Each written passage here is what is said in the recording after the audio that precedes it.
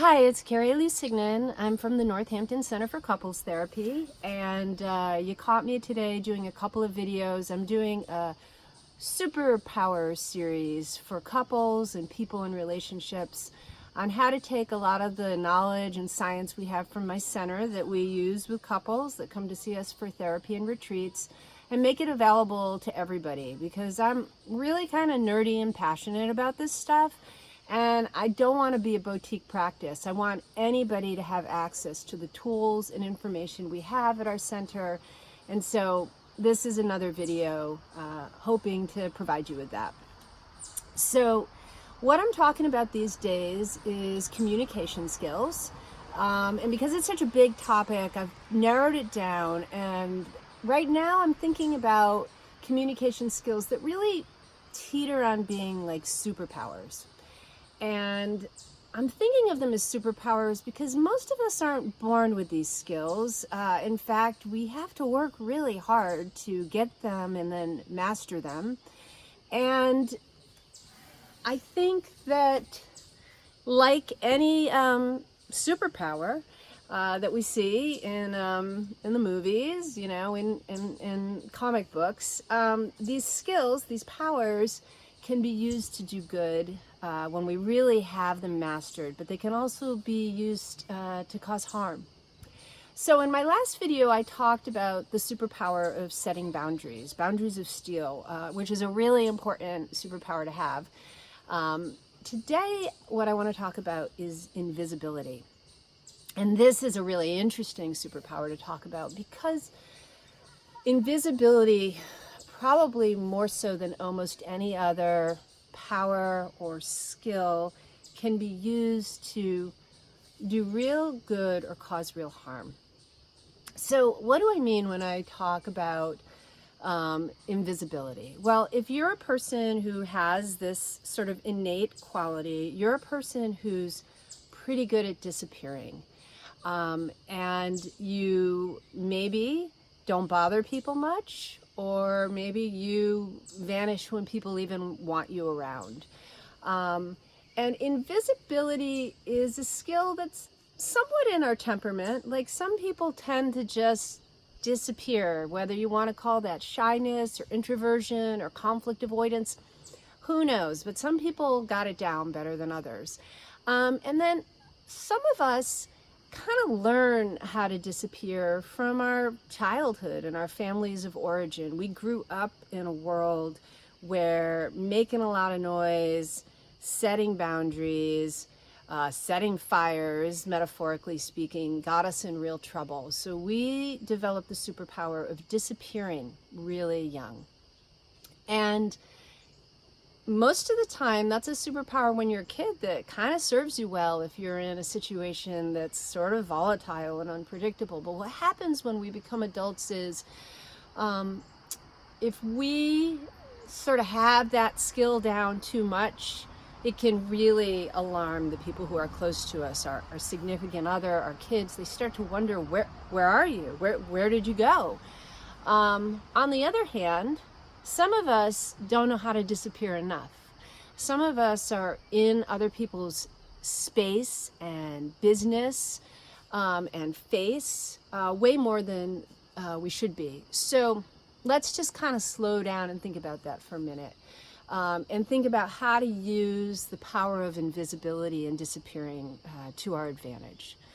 If you are in a relationship, and we all are in some form or another, right? We have friends, we have a boss, we have colleagues, we have children, maybe grandchildren, siblings, a husband, a wife. There are going to be times when, despite the fact you really want to talk, despite the fact you really want to engage, your partner or the person you're in relationship with is going to be saying, whoa, I need some space. I need some space. And everything in you is going to be like, screw that. Like, I want to talk now, right? And people who have the power of invisibility / disappearing are people who are really good at saying, oh, okay, I get it. Right now, like, you can't talk. You really can't talk. And I need to respect your boundary and kind of make myself go away for a little while. And one of the things that allows us to be really good at invisibility and disappearing is being able to take a deep breath, calm our nervous system, because when our heart rate is up, which it's going to get up if we're scared or upset, it's hard to go away. It's hard to close our mouths. So the first thing people do when they got this power down is they recognize they're feeling frightened and they take deep breaths and they stop. You just stop. You don't say anything, you take some space.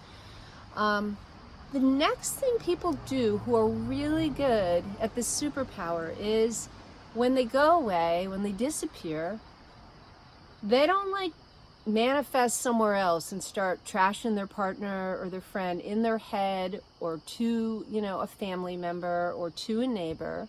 They take their mind off of things for a while. They disappear mentally and physically. And then the last thing people do, and this is really key if you want to have the superpower down, is they know how to reappear, okay? Now, if you are good at disappearing and taking space, but you don't know how to come back, you go away into your office, you shut the door for days, hours, weeks, whatever, you're scaring the hell out of the people who need you and love you. Because at that point, they're not thinking, I'm getting a break. They're thinking, oh my God, I've been left. I've been abandoned, at least emotionally. And so when you disappear, when you make yourself invisible, you do it for a little while. Maybe 20 minutes is enough time to get your heart rate down, a couple of hours, maybe a day. And then you go back to whoever it is that you took some space from and you say, hey, want to try talking again? That didn't go so well. So when you reappear, it's not big and dramatic. There's no flames going off. There's no explosions. You're just making yourself known. You're making yourself seen. You're checking in with the person. And if they need more space, then you go away again for a little while. The other thing I want to say is people who are good with the skill of invisibility, they don't make a big deal about this in their head. If you're disappearing and you're using it as a way to kind of protect yourself from closeness, from risk, from rejection, that's not what the superpower is for. And in fact, I would argue at that point, it's not a superpower. It's more like you got this weakness. It's like kryptonite. You can't do closeness. And when you try to do closeness, like you just go limp. And chances are, if you're struggling with that, or you're struggling with just not knowing how to come back, right? Not knowing how to take risks, some couples therapy, some individual therapy, reading some books, watching our videos, that kind of stuff's going to be really helpful to you because there is a ton of stuff out there to help people with these kind of skills, which is why I'm doing this video. So you don't even ever have to come into my office if you don't want to. So there you have it. Superpower of invisibility, good if used correctly, problematic if it's something that controls you. You never want your superpower to control you. You need to be able to control it. Thanks for watching. Feel free to visit our website, northamptoncouplestherapy.com. More to come soon. Take care.